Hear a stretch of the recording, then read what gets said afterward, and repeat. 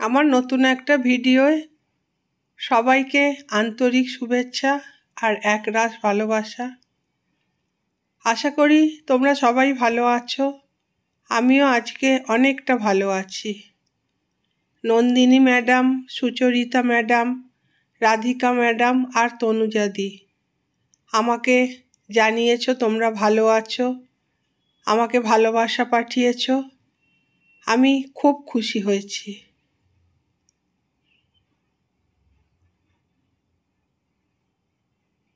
কালকে আমাদের এখানে পানিহাটি মহোৎসব। কালকে তো প্রচণ্ড ভিড় হয়, লক্ষ লক্ষ মানুষ আসে। তাই প্রতিবারেই আমি আগের দিন ঘুরে আসি। হঠাৎ করে গঙ্গার ধারটা মনে হয় যেন একটা তীর্থক্ষেত্রে পরিণত হয়েছে। আজকের দিনটা আমার খুব ভালো লাগে। শরীরটা খারাপ ছিল, আমি ভাবছিলাম হয়তো যেতে পারবো না, তাও একটু জোর করেই আজকে বেরোলাম, কেননা এই দিনটা আমার কাছে খুব আনন্দের একটা দিন।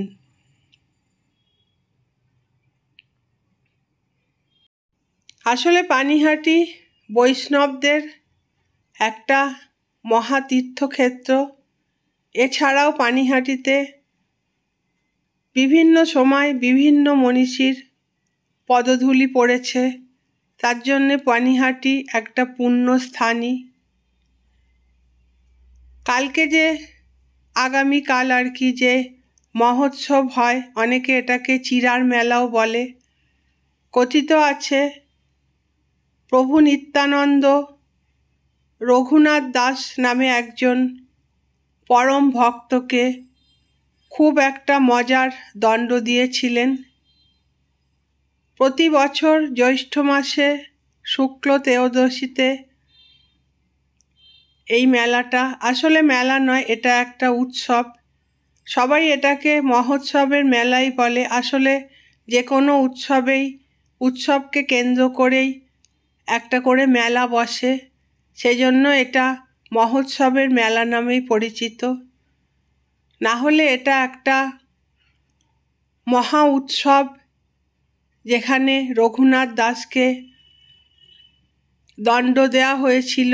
এই দিনে সমস্ত ভক্তদের চিরা, দই, কাঁঠাল, আম, এই যে গরমের সময় যেগুলো দিয়ে ফলার মেখে খাওয়ানো হয়, সেই খাবার ভক্তদের খাওয়াতে হবে।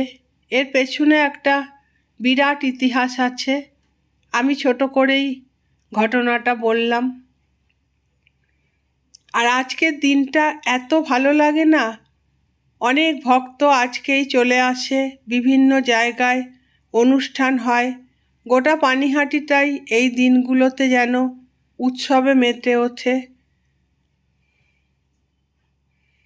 ঘুরতে ঘুরতে আমরা চলে এলাম ইস্কনে। ইস্কনে এসে দেখি হরিনাম সংকীর্তন হচ্ছে। আহা, কানে যেন মনে হয় মধু ঢুকছে, কি অপূর্ব যে লাগে। সত্যি এইসবগুলো যখন দেখি না, মনে হয় কি শুনি, মনে হয় কিরম যেন একটা মনটা হয়ে যায়, মনে হয় জীবনটায় কি করলাম, এই জীবনে বোধহয় আমার করেই কাটিয়ে দিলাম। মনে হয় ঘন্টার পর ঘন্টা যেন দাঁড়িয়ে থাকি। দেখো কি সুন্দর ভক্ত সমারোহে জায়গাটা একদম আনন্দময় হয়ে উঠেছে।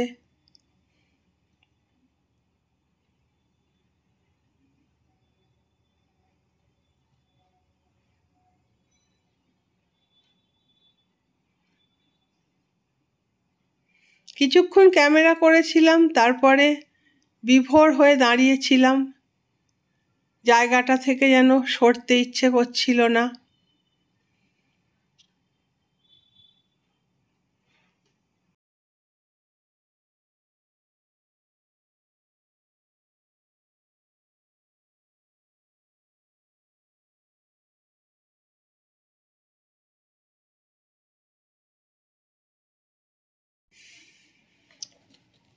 খুব ভালো লাগছিল। সময়টা যে কোথা দিয়ে কেটে যাচ্ছিল বুঝতেই পারছিলাম না। গরম কিন্তু আছে, তারপরে এত লোকের ভিড়, কিন্তু পাশেই গঙ্গা, তো বেশ ঠান্ডা ঠান্ডা একটা হাওয়া দিচ্ছে, সুন্দর একটা মনোময় পরিবেশ।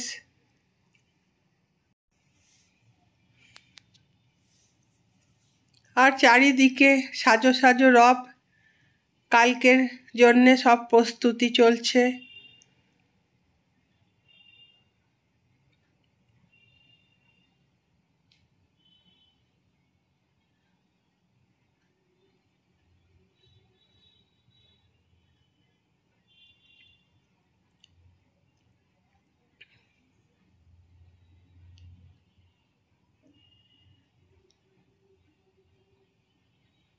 কালকে তো আর এই রাস্তাগুলো দিয়ে হাঁটা যাবে না, এত ভিড় হবে। সেই জন্যে আমি আগের দিনই সন্ধেবেলা একটু ঘুরে নিই। তারপরে এখন অনেকটা রেস্ট্রিকশানও হয়ে গেছে, আগের মতো খোলামেলা আর নেই। এক দিক দিয়ে ঢুকলে এখন অন্য দিক দিয়ে বেরোতে হয়, কালকে আসাটা খুবই মুশকিল। এই যে ইস্কনে কিছুক্ষণ দাঁড়ালাম, হরিনাম সংকীর্তন শুনলাম, তারপরে বেরিয়ে এলাম ওই জায়গাটা থেকে।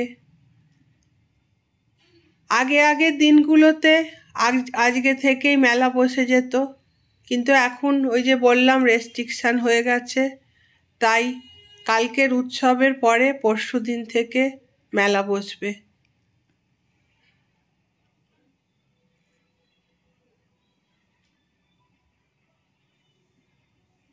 এখানে এসে দাঁড়ালাম, আমাদের তিলক পরিয়ে দিচ্ছে, এই যে আমার গোপালকে তিলক পরিয়ে দিচ্ছে। এখানে এসে একটু অপ্রস্তুত হয়ে গেলাম, এখন তো সব কিছুই অনলাইন হয়ে গেছে, খুচরো পয়সা আর থাকে না। কিন্তু আমাদের মতো দেশে, যেখানে বেশিরভাগ মানুষই দারিদ্র্যসীমার নিচেই বলতে গেলে, সেখানে কি সব কিছু অনলাইন করলে চলে? খুচরো পয়সা তো এখন থাকে না, আর এদেরকে কিভাবে কি দেব বলো তো? তিলক পরিয়ে দিয়েছে, কিন্তু আমাদের কাছে খুচরো পয়সা নেই, খুবই অপ্রস্তুত হলাম। তো বাবুয়ের বাবা কথা দিয়ে এলো যে আমি একটু পরে আসছি, আমাদের বাড়ির পাশেই তো, অসুবিধা নেই। ও আবার আমি যখন ভয়েস দিচ্ছি তখন বেরিয়ে গেছে, গিয়ে দিয়ে আসবে। কিন্তু এই অনলাইনের ব্যবস্থাটা আমার একদমই ভালো লাগে না।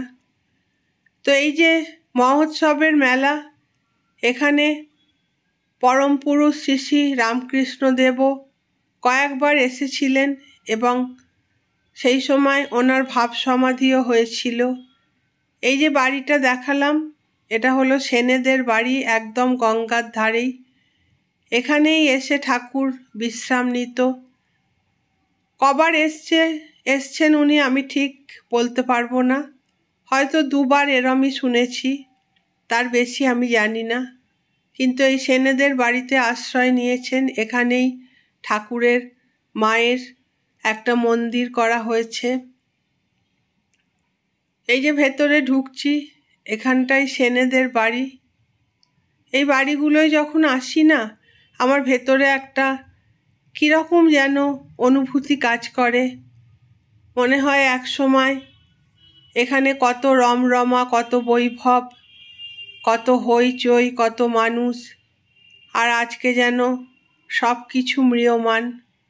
ঢোকার মুখেই ঠাকুরের সমস্ত কিছু ওগুলো লেখা আছে, ঠাকুর এসেছিলেন সেই সব ঘটনা।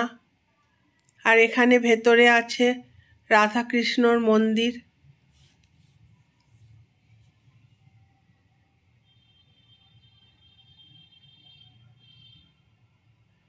মন্দিরের আভিজাত্য তো কমে না, কোনো দিনই কমে না, কিন্তু বাড়ির আভিজাত্য কমেছে।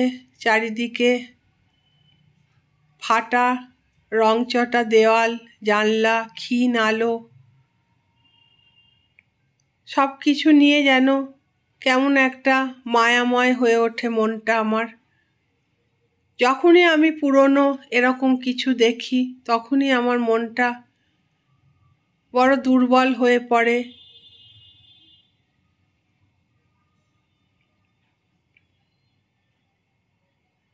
জয় ঠাকুর বলে আর জয় মা বলে ওখান থেকে বেরিয়ে এলাম।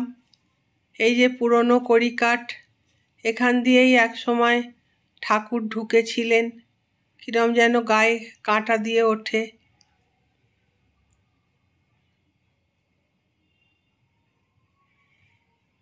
ঠিক যেখানে মন্দিরটা তার উল্টো দিকেই একদম সোজাসুজি দেখি ওখানেও নাম সংকীর্তন হচ্ছে।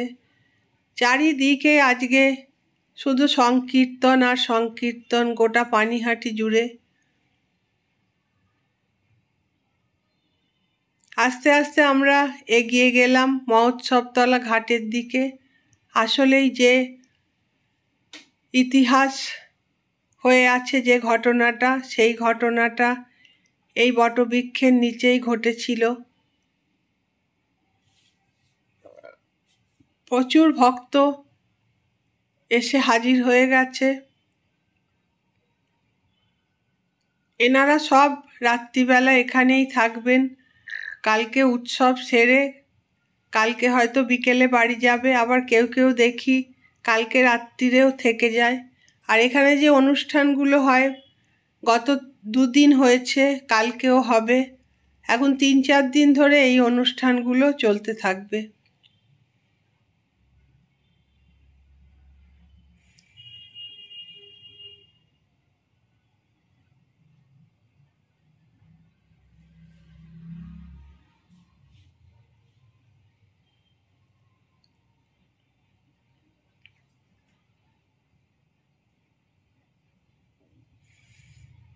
এই সেই জায়গা আর এই সেই গাছ।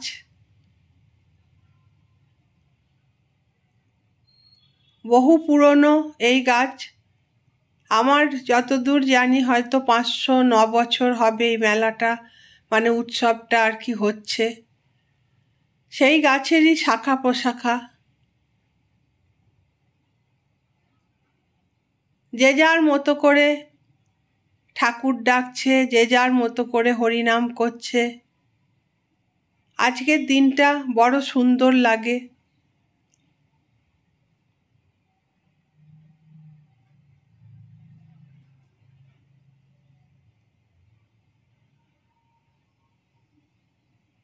সেই গাছ কত কিছু জানে, সমস্ত কিছু নীরব হয়ে দেখে যাচ্ছে।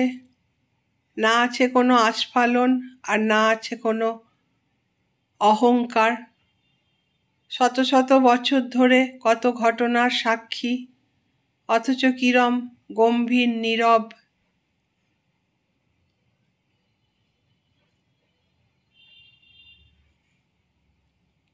ছেলেকে নিয়ে একবার প্রদক্ষিণ করে নিলাম। আর এই যে সেই ছবি।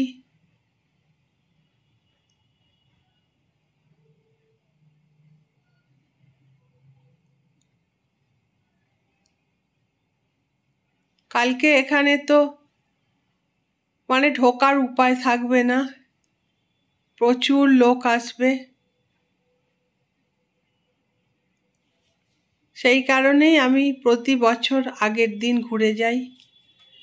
যে বছর কোভিড হলো সে বছর তো মেলা বন্ধ ছিল।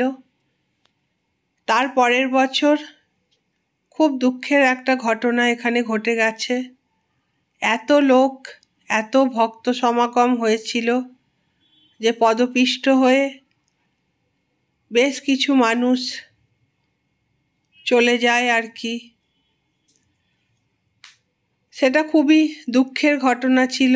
আর আমাদের দেশে সমস্ত ঘটনা ঘটে যাওয়ার পরেই মানুষের হুঁশ ফেরে।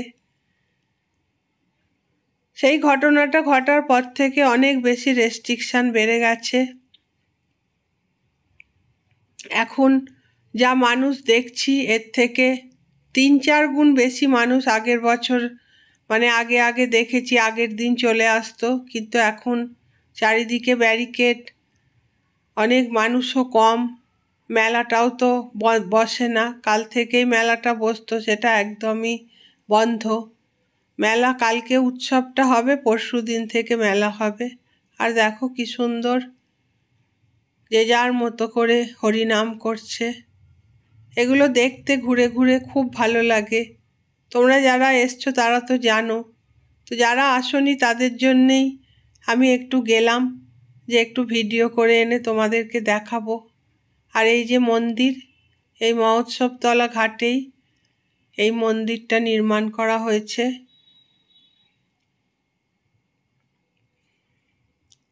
পাশেই গঙ্গা। আর আজকের ওয়েদারটা খুব ভালো, বেশ সুন্দর হাওয়া দিচ্ছে। কালকে আবার বৃষ্টি যেন না হয়, তাহলে এত এত মানুষের আনন্দগুলো পুরো নষ্ট হয়ে যায়।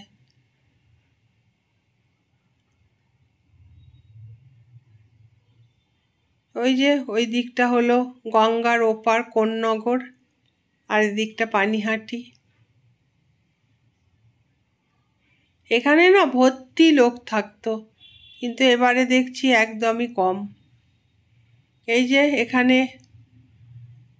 সমস্ত কিছু মিটিং হচ্ছে, লোকজন আসলে, মানে এইগুলো যদি আগে হতো তাহলে আর ওই মর্মান্তিক ঘটনাটা ঘটতো না, কিন্তু সবই তো পরে পরে হয় আমাদের। এখন দেখছি প্রচুর পুলিশ, সব মিটিং হচ্ছে কিভাবে কে কি কাজ করবে। এইটা হলো বৈষ্ণব সমিতির মাঠ, এখানটায় স্বাস্থ্য শিবির এগুলো হচ্ছে আর কি।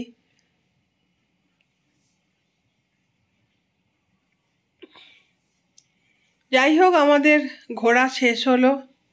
কালী মন্দিরে একটু এসে দাঁড়ালাম, মাকে প্রণাম করলাম, দেখলাম আরতি শুরু হবে, একটুখানি অপেক্ষাই করলাম।